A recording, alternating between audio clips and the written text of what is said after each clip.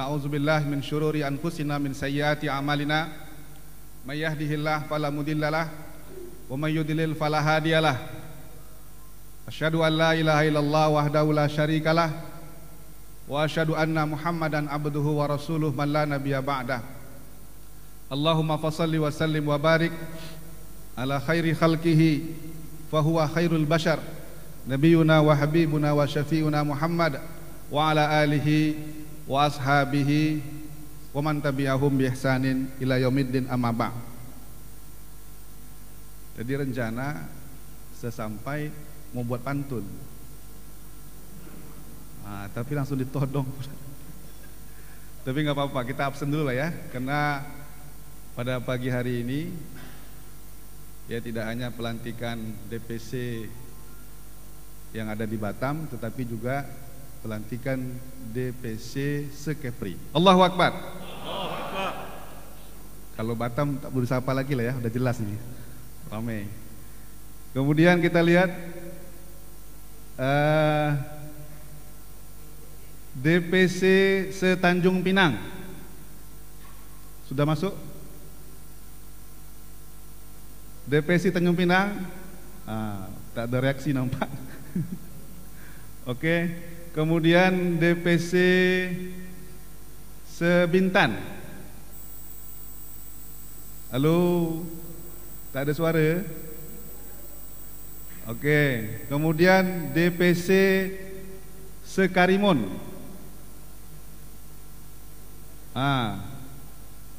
Oke. Kemudian DPC se-Lingga, se-Kabupaten Lingga. Ini ada juga nih. Oke. Kemudian DPC se-Natuna. Ini harap maklum lah ya. Ini pelantikan alam gaib nih. Bukan alam nyata. Ya Pak MC ya. Alam gaib ya, maksudnya online. Ya. Ini yang nyata nih, inilah nyata nih ya. Kemudian DPC se-Anambas, apalagi Anambas. Baik, ikhwati fillah rahimakumullah, saudara-saudaraku yang seiman, seakidah, seperjuangan. Hari ini pelantikan DPC se-Kepri. Ini momentum kita untuk naik kelas. Insyaallah kalau kita menginginkan,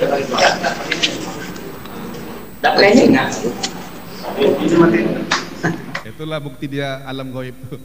Kita tanya dia diam, kita ada ceramah dia baru bunyi. Ya, momentum kita untuk naik kelas karena kita berkeinginan mudah-mudahan di Kepri ini, di semua kota dan kabupaten, insya Allah PKS menduduki peringkat yang paling atas. Amin. Allahu Akbar. Allahu Akbar. Allahu Akbar. Maka momentumnya adalah dengan dilantiknya antum-antum semua, para pengurus DPC yang ada di Kepri, khususnya yang ada di Batam, dan seluruh kota dan kabupaten Tanjung Pinang, Bintan, Karimun, Lingga, Natuna dan Anambas. Ini momentum kita untuk naik kelas. DPP sudah memberikan arahan kepada kita. Apa arahannya? Jangan lupa rumusnya 1415. Ini apa pula Ustaz? Ini kita main angka-angka ya. Tapi bukan angka apa? Jadi pasang pula nanti 1415. 1 merupakan visi kita, 4 merupakan misi PKS, dan 15 alias 15 merupakan 15 arah kebijakan PKS. Ini tolong nanti Pak Ketua DPD ya, Ustadz Yusuf, pastikan ketua-ketua DPC-nya hafal ini. Nanti ada lomba cerdas cermat hafal 1415. Ya. Kalau anggota PKS dia hafal Al-Quran itu dah biasa. Dia hafal hadis itu juga sudah ada. Tapi yang luar biasa sekarang dia hafal 1415. Nah, ini aneh-aneh. Ya, 1 visi, 4 misi dan 15 arah kebijakan. Nah, kalau kita coba lihat dari 1415, maka ada 2 target kita sebetulnya. Dan inilah menggambarkan daripada kegiatan kita, program PKS ke depan. Ya, program boleh bervariasi. Antum boleh kreatif. Memang kita disuruh untuk kreatif. Sebelum ada larangan antum jalan terus. Ya, kalau dilarang baru berhenti. Ya. Kenapa? Al-aslu fil muamalah al-ibahah. Dalam bab program-program ini ibahah. Boleh saja, silakan. Jangan apa-apa takut dilarang, enggak ada. Silakan buat. Nanti kalau ada yang tak betul baru kita luruskan, baru antum berhenti. Jangan pula ngeyel. Kalau ngeyel nanti kena sembat pula sama ketua DPD. Ya. Jadi silakan buat. Karena apa? Karena basis kemenangan kita itu insya Allah berbanding lurus dengan kegiatan dan program kita serta kreativitas dari pengurus dan kader-kadernya. Allahu Akbar. Allahu Akbar. Maka semua tergambar dari 2 target yang ingin kita raih. Yang pertama adalah program kita, kegiatan kita harus berbanding lurus dengan pertambahan kader. Yang ibu-ibu silakan buat dengan style ibu-ibunya, style emak-emak militannya, silakan. Yang bapak juga sama, bidang ini silahkan. Tapi ingat, harus ada irisan dengan target dan tujuan kita, yaitu pertambahan kader. Ya, dan alhamdulillah untuk Batam di Kepri insya Allah merupakan kota yang terbanyak kadernya di Kepri ini. Allahu Akbar. Nah, walaupun terbanyak masih belum cukup. Ya, masih banyak harus menjadi PR kita, karena jangan sampai juga banyak di sebuah tempat, di sebuah kecamatan, tapi minim di tempat yang lain. Kita ingin azasnya merata. Nah, jadi harus ada pertambahan kader. Kalau sudah kader kita, kalau kita bicara kader, tentu bicara murabbinya. Nah, bagaimana para kader-kader kita yang sudah lama liko, ya, kalau kata Ustadz Amri Bedu, saking lamanya Ustadz dah belumut, ya. Bagaimana mereka juga mau membina, ya, mau membina. Nah, ini, jadi atau nanti bisa dimunculkan dengan program murabbi tafarru. Ya, sekali lagi tafarru bukan tafarruq. Jangan sampai memunculkan perpecahan, tapi tafarru. Ya, murabbi yang fokus nanti, yang bisa nanti kita datangkan lewat kafalah duat. Sehingga nanti di setiap DPC insyaallah akan merata kader-kadernya. Allahu Akbar. Yang kedua, kalau tidak bertambah kadernya akibat dari program-program kita, maka harus paling tidak yang kedua, ada penambahan kursi. Bukan suara, kursi. Kita tak mau suara. Nah, banyak suara tapi tak ada kursi, percuma juga. Nah, jadi bertambah kursi kita. Maksudnya bukan kursi yang duduk itu, bukan. Kursi di Dewan Legislatif. Pak Ustadz, kader kurang Pak Ustadz, masih banyak PR Pak Ustadz. Tapi alhamdulillah kursi kita bertambah Pak Ustadz. Ini alhamdulillahirabbil alamin. Ya. Nah, jadi daerah yang tidak ada kursi, insya Allah ada kursi. Daerah yang sudah ada kursi, maka kita lipat gandakan menjadi 2 atau 3 kursi. Allahu Akbar. Begitu rumusnya kalau ingin menjadi partai besar. Tapi kalau cara berpikir kita dengan cara berpikir yang lalu, kita tak akan menjadi partai besar. Kita besar tidak, kecil pun tidak. sedang-sedang saja. Ya, kita tak mau jadi sedang-sedang saja. Kita ingin jadi partai besar. Karena menjadi partai politik tentu kita ingin meraih kekuasaan. Wah, antum jangan jaim-jaim, jangan sungkan-sungkan, jangan malu-malu. Tidak, kita ingin meraih kekuasaan. Kalau enggak meraih kekuasaan, jadi ormas saja, jadi paguyuban saja, jadi perkumpulan saja.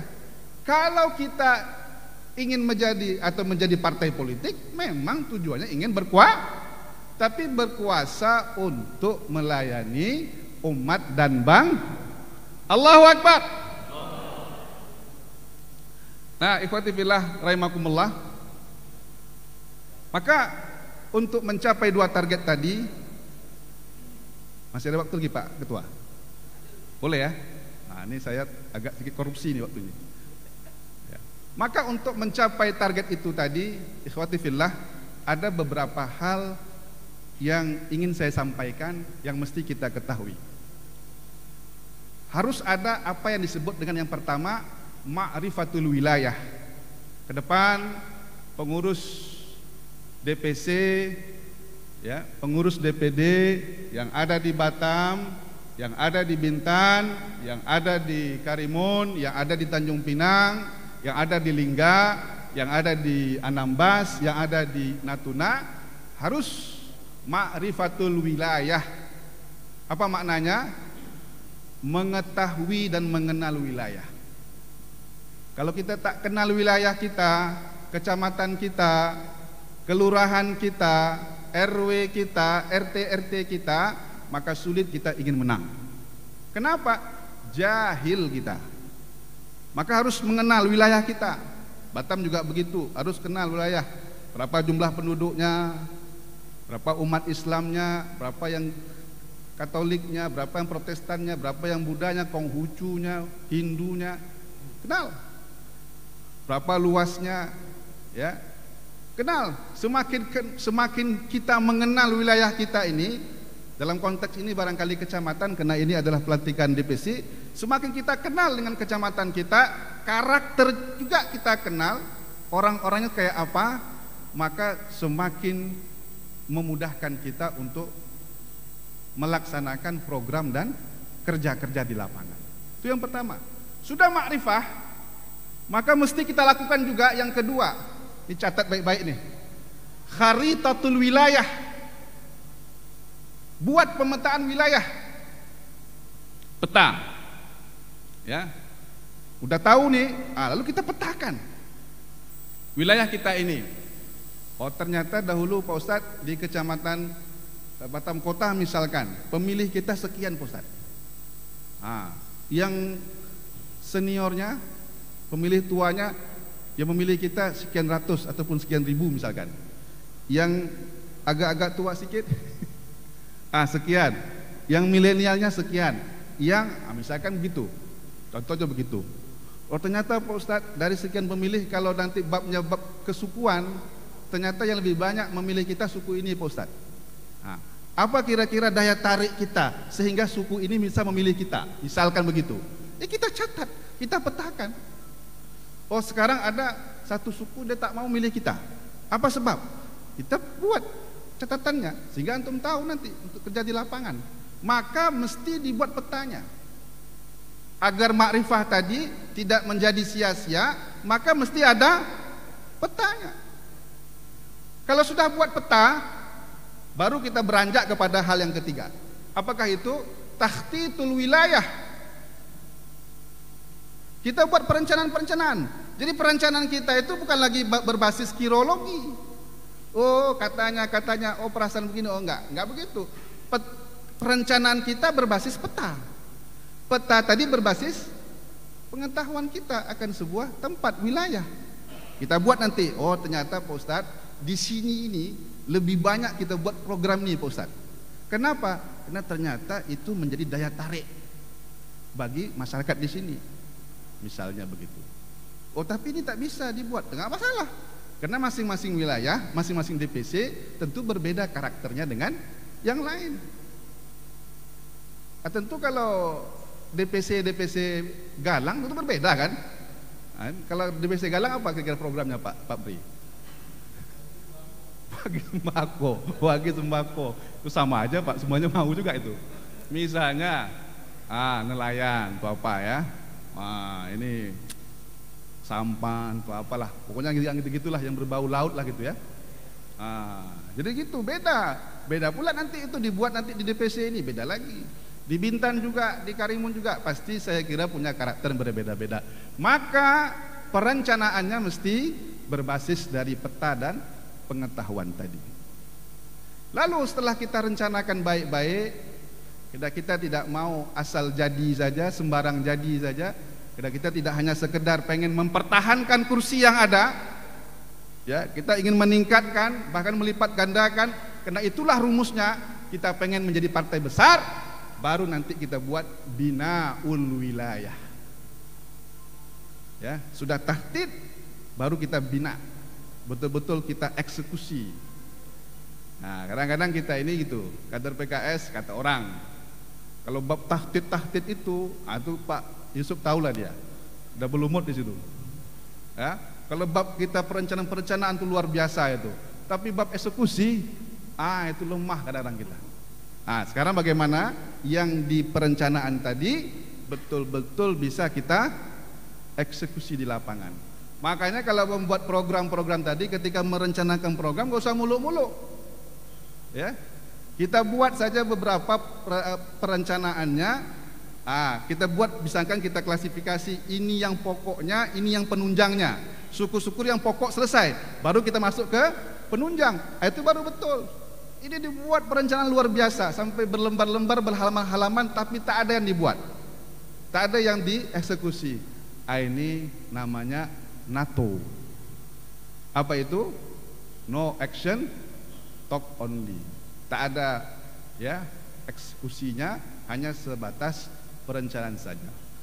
Setelah kita bina ul wilayah, dan kita buat, ya alhamdulillah hasil dari yang kita buat itu Allah tampakkan segera, misalkan begitu, maka tentu kedepannya kita mesti tansikul wilayah, ya, ada penataan. Apa yang sudah dibuat, saya kira antara teori dan praktek barangkali di lapangan tak bisa langsung matching gitu ya, harus ada penyesuaian.